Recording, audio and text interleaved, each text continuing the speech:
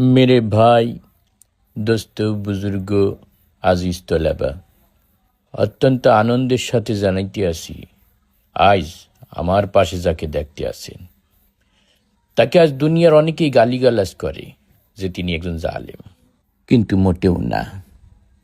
তিনি কখনোই জুলুম করেন নাই, তিনি অত্যাচার করেন নাই। তিনি অত্যন্ত সজ্জন, অতিথিপরায়ণ একজন মানুষ। তিনি আমাদের মাহফিলে আজকে নগদ 50 লাখ টাকা দান করেছেন, বান্ডিল সহ নগদ আমার অফিসে যেয়ে দান করেছেন।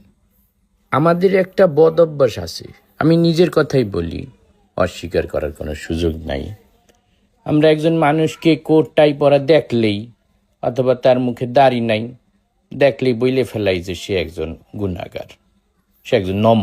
তাকে দিয়ে নাকি ইসলামের কোনো খেদমতই সম্ভব না।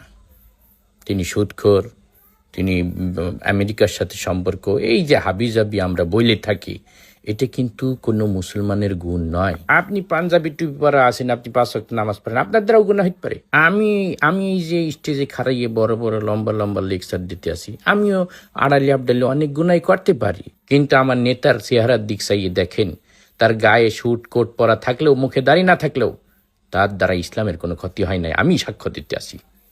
তিনি আলেম ওলামাকে ভালোবাসেন, তিনি মাদ্রাসার এতিম ছাত্রদেরকে ভালোবাসেন, তিনি ইসলামকে ভালোবাসেন। তিনি চেষ্টা করেন পার্লামেন্টে কিভাবে ইসলামকে প্রতিষ্ঠা করা যায়। এমনকি তার এবারের নির্বাচনী ইশতেহারেও তিনি এটা উল্লেখ করেছেন যে